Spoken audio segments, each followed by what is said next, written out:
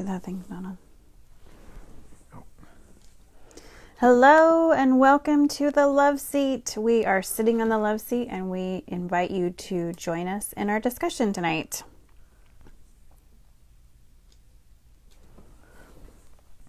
So tonight we're going to tackle a topic that oft gets forgotten in marriage, and that is, we know that you love your spouse, but do you actually like them? We'll find out. So why are we talking about this? Well, we've been talking about a lot of different marriage things lately, and you might be wondering why. We've been married for 20 years now. Our story includes infidelity, a time of separation, and some counseling, and we now have 5 kids, and we've come through a lot. We've learned a thing or two. That's right. So we just want to pass that on to you, the things that we've learned and that we want to help you grow in, and hopefully make not the same mistakes we made. We all make mistakes, but we would like to help you avoid some of the ones that we have. So, how has the week been? It's good. Yeah. I was noticing we aren't seeing any comments. Do you have it? Do we have it? Yep. That would be Perfect.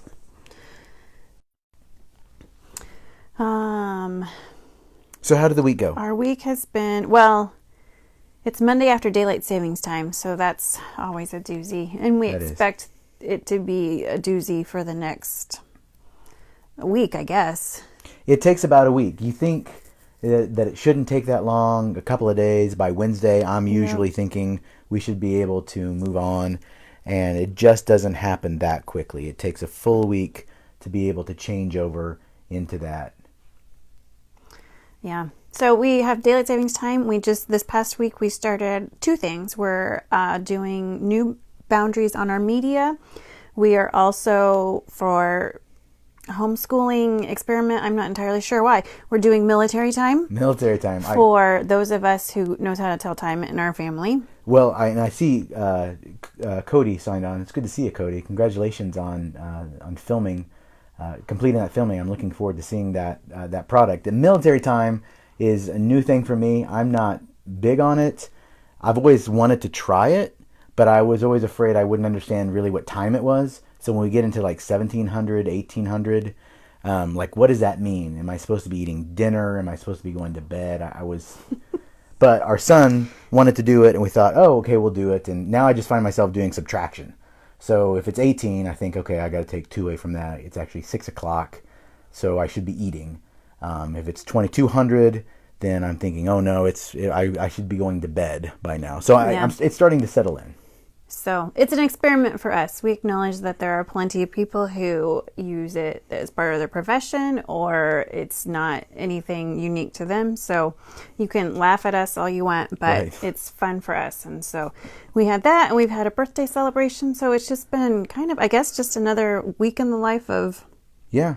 We did the Bob Ross painting party for Bailey, turning 14, and that was a lot of fun. It was a lot more cleanup than I thought, a lot more... to do. I thought you just kind of sit back and let him do that, but it didn't work that easily. Yep. I'm going to quick save this or share this on my Facebook page. Okay, so if you're out there and you're watching, whether it's live or whether it's rebroadcast, go ahead and give us a like or a like on this if you like your spouse. And if for some reason like doesn't convey the emotion you have for your spouse at the moment, there's a number of other emojis that you could use in there. So just use the one that you feel best fits your current situation and how you feel about your spouse right now. Yeah. I see Becca's joined too. Hi, Becca. Hopefully you like your spouse, but I can fully admit that even, I'd say last month, there was a couple months ago, we had an issue and we were working through it, and you said that you thought we needed a date night, and I did not want to go out anywhere with you because I just didn't really like you at that point in time. That seems, and it's hard to believe. I know.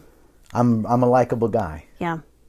Oh, but they don't all live with you. They don't live. Yeah, I'm not likable all the time. Unfortunately, I'm not a perfect man. I'm striving to be the best husband I can be and the best father and the best follower of Christ, but I fall short all the time. Yeah. Unfortunately, we all do. You just said yeah. I wasn't yahing out of agreement. I was yahing because it's true for everybody. Sometimes you think your wife's just gonna, maybe lob you a softball there, but she's just she's hitting truth bombs right now. So there you go.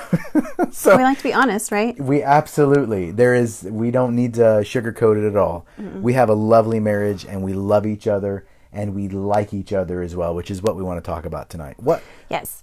If we don't like each other, we at least know that we need to get back to the like. Okay, so when liking has subsided, yeah, we know that we're off from where we want to be, so we move towards the liking instead of allowing that to bring us into a negative place or pushing away from that spouse. We realize we have to do something about it. Or we also don't let it be something where we, in that stance, in that mindset, we make major decisions or we truly avoid each other. I said I didn't want to go on a date with you. We ended up going out that following weekend, and it was a really good time of connecting. And so we don't let that aversion or that distaste, whatever it is, maybe we had a discussion before you headed off to work, and then we were each doing our own thing for the day, and my mind went down this road of blah, blah, blah, complaining, whatever led to it, we at least know not to stay there. Absolutely. And we're not there long.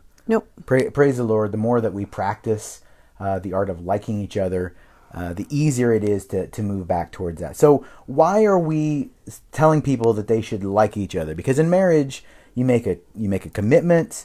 The Lord is up there. We're here together, striving to get closer to Him. Isn't love enough? Well, what is like and what is love? Yeah, that's what I'm asking. So they don't go hand in hand. No, they don't. You think they would. You think that in order to love, you have to like. So our vows didn't say, I will like you till death do us part. That's true. But we made a commitment to love each other.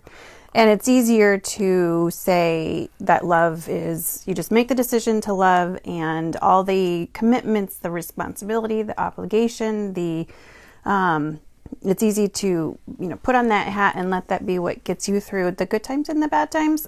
But the difference and the choice, making the choice to like your spouse, which is what we're talking about tonight, that is going to flavor all of your experiences. Ooh, flavor. So I like that. you can have a job loss, you can have a miscarriage, you can have a celebration of adding a new baby to the family, you can have a promotion in the family, you can have business successes, and you'll have those ups and downs. But it's that friendship and the compassion and that like aspect for the other person that's really going to make life enjoyable or not enjoyable. Do you remember I posted when we were in preparation for this that song by Ben Richter, I Like You. Do you remember when we first heard it? Yeah. What did you think of the song? Oh, did you get it right away? No. You had to explain it to me. Well, and I do remember. Yeah, I don't know that I got it right away either. You're like, oh, what's this about liking?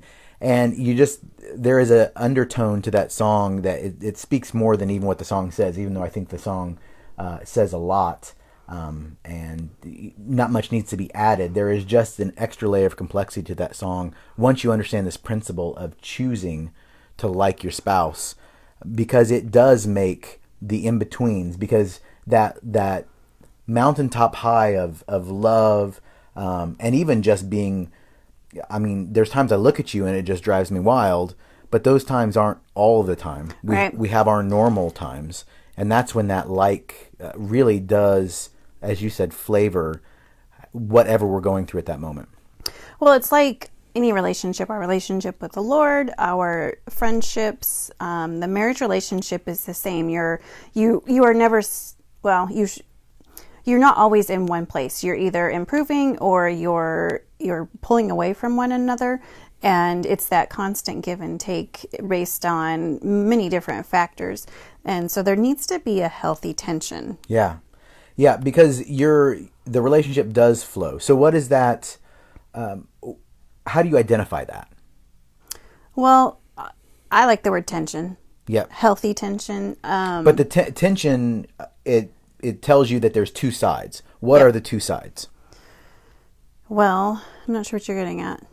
There's either too much arguing or too much agreeing. That's what I'm getting at, because it's not like there's a tension between. I need to put my cup down for this. Yeah, I've got a cup too. It's not helping. So we have our scale. Yes, this is what I was going for. Okay, so I'll be the we've previously talked about, you made the pH scale. We've kind of briefly talked about that. So at the pH scale, you have acid and you have 1 through 14, the other end being a base. And in the middle, so we have different pH levels. Smack in the middle is water, which is neutral. Yeah. And so you have anything, on either side of that is moving too far towards acid or too far towards the opposite of acid. Right. And what we're saying in our example, acid is? The friction. The friction, the fighting, and base is kind of the agreeing, just... too much. Yeah, whatever he says or whatever she says. Sometimes it's if I just agree, they'll stop talking. These are all symptoms that you've strayed away from being in the middle. Now, staying in the middle is really difficult. So you mentioned, we do talk about kind of a pH scale. So you kind of have to do, if we're going to go down this analogy, a litmus test of where your relationship is at. This is probably pretty easy for you. You're going to know right away, do you fight a lot or do you agree too much? And being agreeable is not a bad thing. It's just generally, if there is no push towards that healthy arguing, then something is not being said generally. Obviously, we can't speak to every single relationship, but if you're overly agreeable, then that can mean that there is some unspoken issues that someone has either just decided it doesn't do them any good to bring it up, or they just don't want to go through the issues of having a fight or conflict. They just say, I'll just be agreeable because that's the easy way to go. The interesting thing is that if you look at, again with this analogy, on the pH scale, both sides are toxic. Both sides, too far over, are going to tear away. And so if you are too agreeable, that tears away at the relationship the same way if you're fighting too much. And so you're looking to have that healthy tension of getting to the middle, although the middle's difficult to get to, and stay there because you're always kind of sliding up and down. You're one side or the other. But as you try to get there, you realize that. And earlier in our marriage, we didn't fight very much at all. And I thought, it's because we have a great relationship. And it was because, Kerry didn't feel like she could say anything to me because I wouldn't hear her. I wouldn't validate what she was saying. I would try to tell her why what she was feeling was wrong or taken the wrong way. So she just became agreeable because it was easier for her. It was less hurtful, honestly, because she tried to share an emotion and I was tearing away at it. So she became overly agreeable. And I thought, hey, marriage is so easy. We don't fight at all. And now we don't fight a lot, but we do fight. And I think it's a healthy fight where we bring up the concern, we talk about it, we figure out a solution, and we move forward. Now, that doesn't happen that quickly. Sometimes those things, like when I said we should have a date night and it took a while, that was a number of days before there was actually some kind of restoration in how you were feeling towards me. It just didn't happen quickly. And it came about a misunderstanding of verbal communication, which is where I think a lot of our conflict comes from, is misunderstood verbal communication. And that happens having 5 kids. It just isn't always... It's easy at times to be in a state where you say something incorrectly or maybe you receive words the way they were unintended. So the litmus test for your marriage, what are some questions, what are some discussions that can be had to start that litmus test of your own marriage? Yeah, it's a good question. So I think the first thing to ask is, 1, do you like spending time with your spouse? I mean, that's an easy question. Yep. And I know that there were times earlier on when even if we were to go on a date night, it was, if we could go with someone else, that was more enjoyable because didn't really enjoy the one-on-one time. And I have said that when we tell the testimony of infidelity and separation and ultimately choosing our marriage, at the worst, I didn't want to share parts of my life with you. I didn't want to share books that I liked or movies that I liked or highlights of my day, because that seemed to be bait for you to, cut me down or to pick at something and be passively aggressive. And so that was a good indicator that, no, I didn't really like you. And a lot of times, so we were kind of that, we had reached a boiling point and we're just trying to cope. If you hear somebody else saying that they don't want to share certain parts of their life with their spouse, you might have to say, I think there might be a problem. They may not see it for what it is. So that's definitely a red flag that Absolutely. maybe you don't see it for yourself, but if you see it in another marriage, definitely say something. So for those of us who are part of this discussion, asking the question, do you enjoy being with your spouse? And hopefully you can answer that affirmatively. That's another one. You could, there's a like right there. Yeah, absolutely.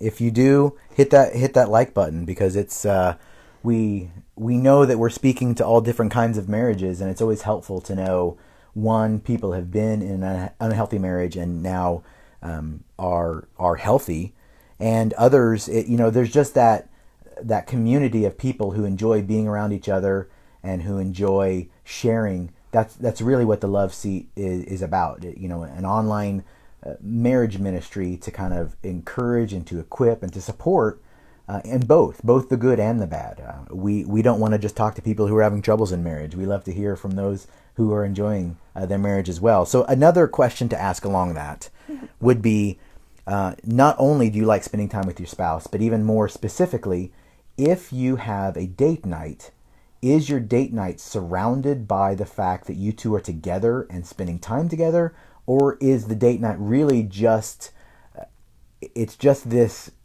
release from the mundane, or the release from the normal? Whether if you have kids, whether you don't have kids and you just want to get out of the house because you wanted to go see this movie that you really liked, or eat that burger at that one place that's really good because they have the sweet potato fries that you really enjoy. That's a personal thing for me. But is your date night surrounded about you two connecting, or is it just about the activity or getting away from what you normally do? If you're at a restaurant, are you one of those pairs where each person is on their phone? Are you doing something else? And even if it's not a date night, when you're at home, yeah, and you're maybe you're in the kitchen after dinner cleaning up, or you're seeing each other for the first time after you've been at work or been apart for the day, what does that look like? Are you focusing on the other person? Are you really listening? Are you taking in? Are you asking questions? Are you actively asking questions because you're engaged in the conversation? Or are you just listening for the 5 minutes that you need to listen, and then you can go on, watch TV, read your book, zone out, be on your phone, whatever it might be. Those kinds of behaviors, that body language is important to take note of in yourself as well as your spouse, because what you're doing conveys what you're feeling at the time to your spouse. And I know that there have been times where it's the end of the day, and after having spent the day, because I work part-time from home, so I'm with the kids the majority of my time, it'll be 9 p.m. and we're finally together, and I just want to either read a book or just completely zone out on Facebook, and you're saying, hey, I'm at the other end of the couch, and I'm thinking, yeah, so am I. But understanding, and there have been times where I have said, this is what I want to do right now, and that doesn't mean anything towards you, right? But you know that me being an introvert, me being just get overfilled and overtouched and over talked to, that I don't really have anything to say at that point. Right. But it's that awareness, it's that give and take. So we can still say, I can't talk right now, but you can accept that and know that in 10 minutes, 15 minutes, 30 minutes, tomorrow, we'll talk. Yeah, husbands, really, honestly, take note. If you have pen and paper, I mean, if you don't, if you have your phone, just don't badger your wives. This is not an excuse to be like, I'm listening. Tell me, what are you thinking? What do we need to talk about? That's because each of our wives is made differently. And I know with Kerry, I can push a little bit to say, should we connect? And if she needs to decompress, I need to let her decompress. We connect multiple times per week. We connect, multiple times per day, but an actual honest conversation, which if you remember earlier this week, posted on Facebook this idea of making sure you have at least one honest conversation per week. This would be, a part of that. You don't need to have those all the times you see her, and you don't need to hover around her. Understanding what she needs when she needs it is just as important, and can be just as toxic if you're, over trying to get into her world than if you were removed from it. So husbands, just remember to take your cues from your wife, and you don't have to say, well, let's talk now because I'm ready to talk, because maybe she was ready to talk earlier and you were off doing something else. So you need to respect each other's time, but also find that time to connect. So that's why we make sure that we have some evenings or some time where the kids know we're just going to go off and be together, so that those other times, maybe if I wanted to talk and you were doing something, I am fine with that. I don't feel as if that's a hit against me or how you're feeling about me. Sure. So in continuing with the litmus test, another good indicator to ask yourself is when you're talking about your spouse, when you're with friends, when you're with other couples. I suppose it's more when you're with friends. What does your attitude towards your spouse, what is the verbiage? What are the words that you're using? Are you talking highly of your spouse? Are you complaining? Are you... Your body language? If you have kids, how are you talking about your spouse to your kids? Just what comes out of your mouth when you're talking about your spouse, whether it's a matter of just relaying your day or you're talking about, just in conversation, what does that sound like? And when she says that, again, we're talking about what would be the average or even the majority of what you're saying, because there are always those times you have friends that you share, and they're there to talk maybe things through with you, or to pray with you, or just to do life with you. And we understand that there are times where you will share not positive things with those people to maybe process. We want to make sure you're processing with your spouse, though. That's, number one is making sure that you've gone to them before you go to others. Yeah. But we want to say the majority of when you're talking with your friends and especially your kids, if you have kids, is it positive or negative things that you say? What's that tone? What's that body language about your spouse? We've had an agreement, and I'm not entirely sure how long it's been. It's not from day one, but I think it was prior to our separation. We have an agreement that no complaining, no discouraging talk. I'm not going to talk negatively about Doug until I've talked about that same topic with him.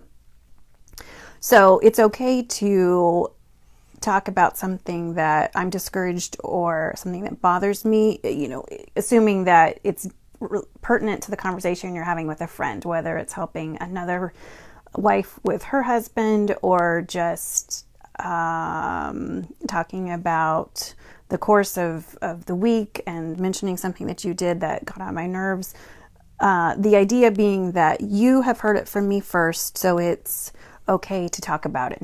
It's not a gossipy thing. It's not I can't wait to talk about this and have somebody else commiserate with me or share battle stories about how frustrating marriage can be. It's not that. But we have an agreement that we share those things between us first. And it's amazing you put it into words of gossip, because I think a lot of people, they are not going to see it that way. But if you're not talking with your spouse and you're talking with someone else, you are not allowing them the opportunity to have their voice in a situation that they're involved in, and you're talking to someone else about that. What is that? That's gossip. That's probably over here. That's acidic. That's acidic. That's right. We got to move it over. Move closer. Move it over. Oh, another question that we have here is, if a misunderstanding occurs. All the time. When a misunderstanding occurs, do you how do you receive that? Do you receive that as that was a misunderstanding? What were they really trying to say? How, instead of thinking through that, do you become defensive and just assume that what they were saying was attacking in nature, or was, a fight waiting to happen? You make an assumption based on what they say in a moment of miscommunication to be an attack on you. We had an instance this weekend where we were in different places Saturday morning, and Saturday was just a go, go, go sort of day. And part of those go, go, go times included some sensitive conversations. And so it wasn't just a running errands and doing things sort of a day. So we had been apart for the morning. We come together and I'm feeling a little frustrated. And I'm also thinking about the afternoon's birthday party. And I asked you something. And when we first greeted each other from being apart, we hugged each other, and we had asked how things were going. And as soon as I asked you if you had done something, then you switched into get stuff done mode, and your body language changed. And I do remember, we talked it through, and a few minutes later I came to you, and I remember apologizing and saying, I realized that we were not each in a vacuum when we were apart. I think it's so easy to have understandings because you come home from work and you've been doing, a lot of different things. Your day also includes coaching and personal training. So you have a variety of interactions during the day. And sometimes my days I'm mostly at home. Sometimes my days I'm out more. So but the main factor for me is interacting with our kids. And it is just so easy to only be focused on your day. I'm thankful that you're home and I just want to unload. Or I just want you to be sympathetic to me. And it isn't always my first inclination to be sympathetic to you. And sometimes it has to be a manual switch where I flip it and I say, I'm going to listen to everything about your day. I'm going to focus on you, because no matter what I went through today, that's life. And that's part of my particular responsibilities. And for my part of that, when I come home, realizing everything that she's kind of going through and doing, I see it as my job to come home prepared to support her. And sometimes I've had bad days and I do it better some days than other days. But when I come home, I'm thinking, what are your needs? What do you need to talk about? Are there things that I can do to help you? Specifically for us, we have young kids. So is there something I can do with the kids? If we didn't have kids, it would be, is there laundry I can help put away? Whatever it might be within the household.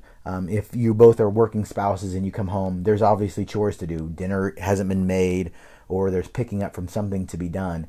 And how willing am I to forget about my day and invest in your day and get dirty with whatever your needs are? And when we both come at it from that angle, no one has hurt feelings or thinks the other person doesn't care, because we're both thinking about the other person.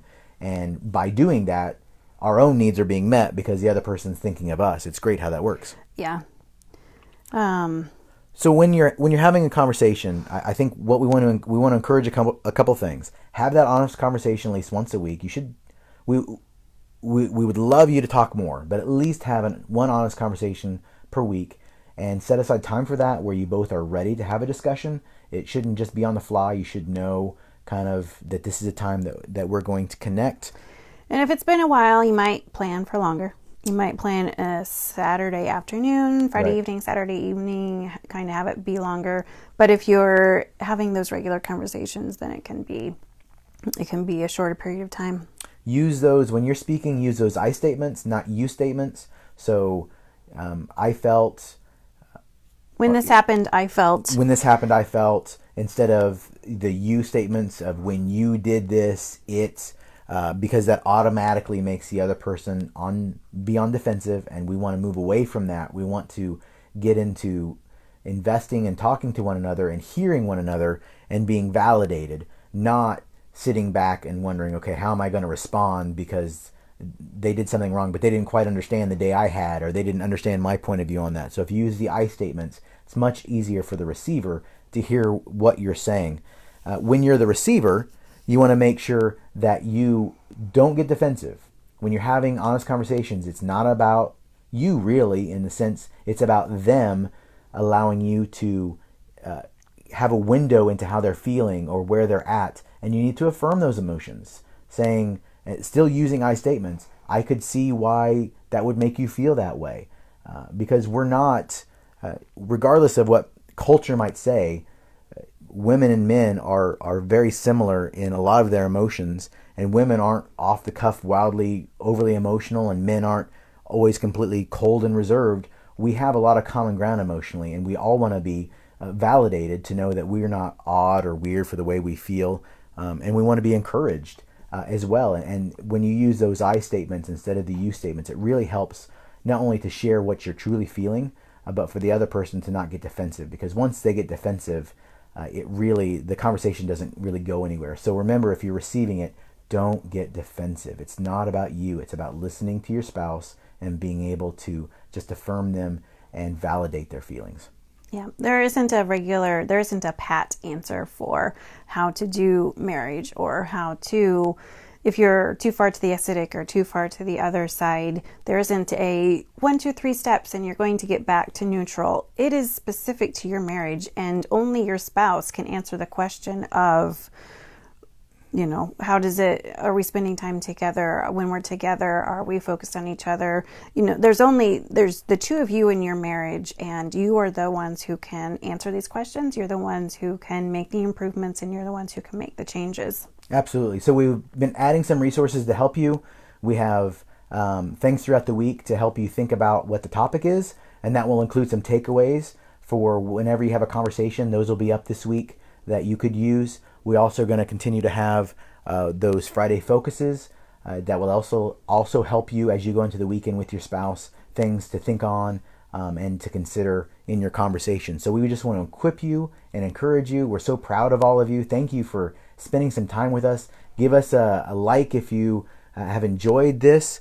Comment, even if you're not live, comment, because we will monitor those comments and get back to you. We want to, again, share in your joys and your successes, but also provide any help and encouragement that we can in any areas that you're struggling. And we all have just seasons of all different kinds of struggles and emotions in marriage. We do, and we're here for you. In keeping with our choices in marriage, next week we'll be talking about the choice to surrender. Yeah, that's another one. Surrender, it's more than you think it is. Maybe that's the tagline. Wonderful. No. Thank you so much for joining us. We just value you so much. Again, let us know if you have any comments or thoughts, and we'll be in contact this week through social media. We'll see you next week. Have a great evening, everybody.